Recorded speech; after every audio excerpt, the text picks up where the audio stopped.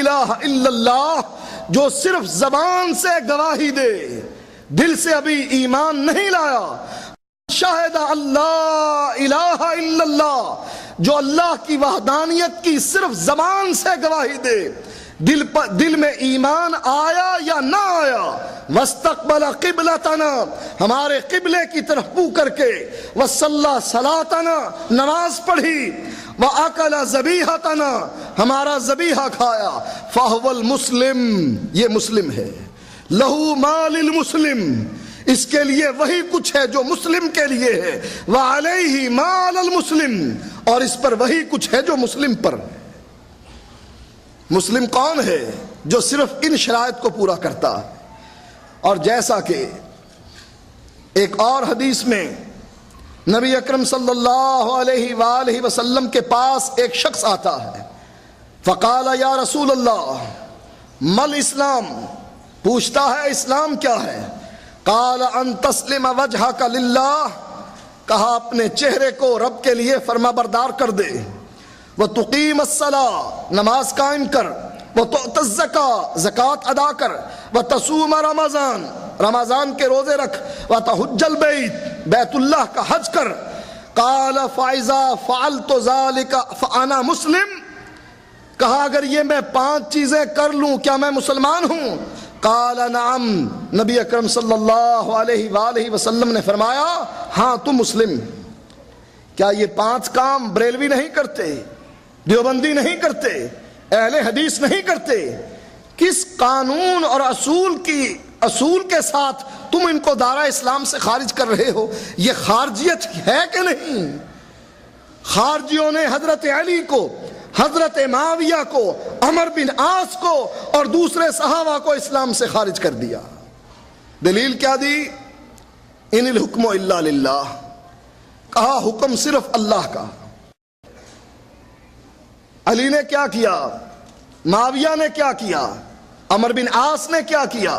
کہا اس نے اللہ کے علاوہ کسی اور کو حکم بنا لیا، قرآن کی مخالفت کی۔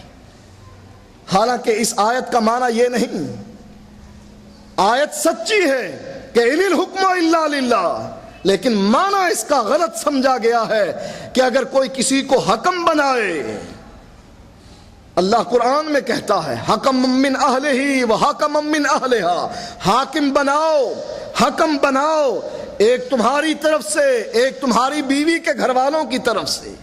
آیت کا معنی نہ سمجھا، حضرت علی، حضرت معاویہ اور دوسرے صحابہ کو دارہ اسلام سے خارج کر دیا۔ اور یہی فریضہ خارجیوں کی اولاد میں سے مسعود احمد BSc نے سر انجام دیا کہ مسلمانوں کو، اور صرف مسلمانوں کو نہیں بلکہ محدثین کو بھی دارہ اسلام سے خارج کر دیا۔ نبی اکرم صلی اللہ علیہ وآلہ وسلم فرماتے ہیں لا یزنی الزانی حین یزنی وہو مؤمن، ولا یسرق السارق حین یسرق وہو مؤمن، ولا یشرب الخمر حین یشرب وہو مؤمن، ولا یغل حین یغل وہو مؤمن، ولا یقتل حین یقتل وہو مؤمن۔ کوئی شخص زنا کرے، چوری کرے، شراب پیے، خیانت کرے، قتل کرے، وہ مومن نہیں ہے۔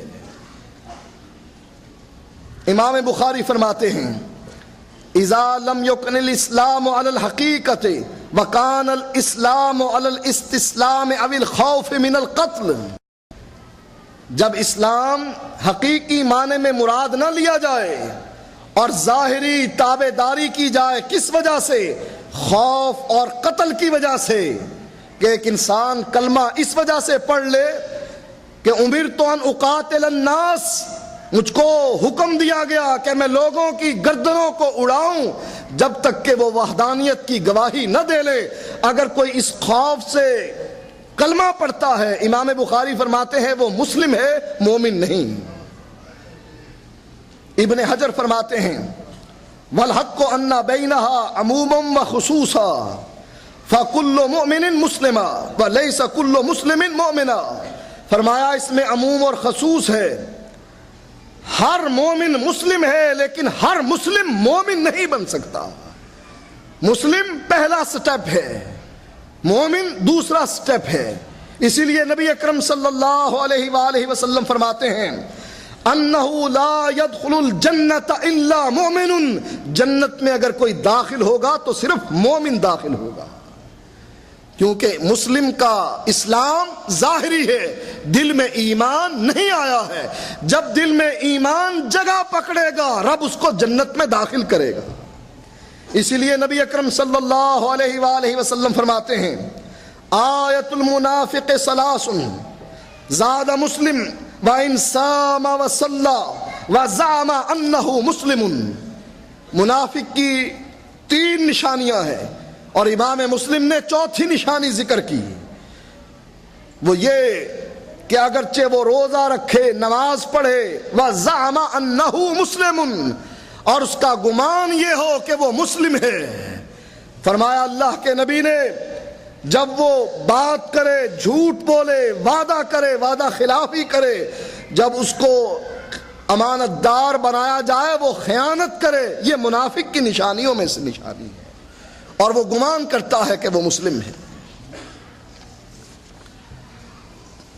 اس کی غلطی، بڑی غلطی جماعت المسلمین کے امیر کی، اس نے سلف صالحین کے فہم کو ایک طرف رکھ دیا اور کہا میں حدیث کو ویسے سمجھوں گا جو میری عقل میں آئے گی۔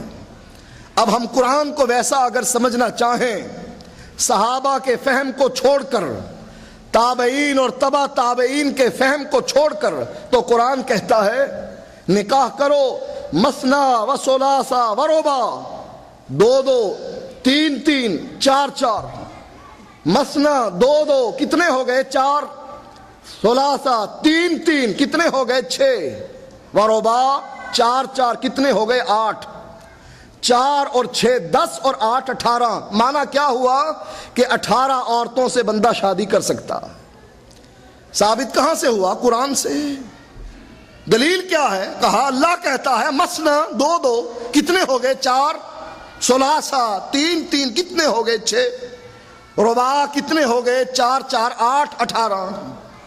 اور اگر اس آیت کو نبی کے فہم سے، صحابہ کے فہم سے سمجھا جائے تو اللہ کے نبی نے ایک صحابی کو جس کی 5 بیویاں تھیں، آپ نے فرمایا تیرے لیے 4 جائز ہیں، 5ویں کو طلاق دے دے، جس چاہے کو طلاق دے دے۔ مسلمان کے لیے 4، اور جو قرآن کی آیت خود سمجھنے کی کوشش کرے لغت کے ذریعے اور کہے صحابہ نہیں سمجھ سکے، محدثین نہیں سمجھ سکے، وہ اس گمراہی کا شکار بنتا ہے جس گمراہی کا شکار مسعود بھی ایسی بنا۔ وہ مشہور حدیث جس کو یہ ذکر کرتے ہیں تلزم جماعت المسلمین و امامہم، لوگ مہدی کا تذکرہ حدیث میں پڑھتے ہیں، شیطان ان کے خواب میں آتا ہے اور آ کر کہتا کیا ہے؟ تو مہدی ہے۔ وہ صبح کو اعلان کر دیتا ہے مہدی کی سیٹ خالی تھی میں نے پر کر دی۔ غلام احمد قادیانی نے بھی یہی کیا، کہا مسلمانوں تمہیں مہدی کا انتظار ہے؟ کہا انتظار ہے، کہا اب میں آ گیا ہوں۔ کئی مہدی پیدا ہوئے اور مر گئے، یہ دجال اور کذاب تھے۔ مسعود بھی ایسی نے دیکھا کہ مہدی کی سیٹ تو بدنام ہو گئی، جیسے بعض دفعہ وزراء کی سیٹ، MNA اور MPA کی سیٹ بدنام ہو جاتی ہے کہ یہ شرابی، رشوت خور، لوگ ڈرتے ہیں کہ ہم بھی اسی فتوے کی زد میں آئیں گے۔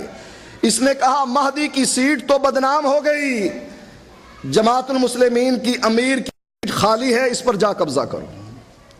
کہا تلزم و جماعت المسلمین و امامہم، خلیفہ نہ ہو اور خلیفے کی جماعت نہ ہو، اس وقت کیا کرنا چاہیے؟ اس حدیث پر باب باندھتے ہیں، امام نووی باب باندھتے ہیں، باب الامر بلزوم الجماعت عند ظہور الفتن، فتنوں کے ظاہر ہونے پر جماعت کو لازم پکڑنے کا باب۔ امام حیثمی اس حدیث پر باب باندھتے ہیں، باب لزوم الجماعت والنہی عن الخروج عن الائمۃ وقتالہم، جماعت کو، خلیفے کی جماعت کو پکڑنے کا باب اور ان کے خلاف خروج کا اور ان سے لڑائی سے منع کرنے کا باب۔ اس کو سمجھا شیخ جزا شمری نے، فرماتے ہیں المعنی اذا لم تکن فی الارض خلیفۃ، فرمایا کہ اس حدیث کا معنی یہ ہے کہ جب زمین میں کوئی خلیفہ نہ ہو فَعَلَيْكَ بِالْعُزْلَةِ وَالصَّبْرِ، تو تجھ کو چاہیے فَاعْتَزِلْ تِلْكَ الْفِرَقَ كُلَّهَا، ان تمام سیاسی جماعتوں سے علیحدہ رہ اور انتظار کر خلیفے کی جماعت کا، اس وقت تک علیحدگی اور صبر اختیار کر۔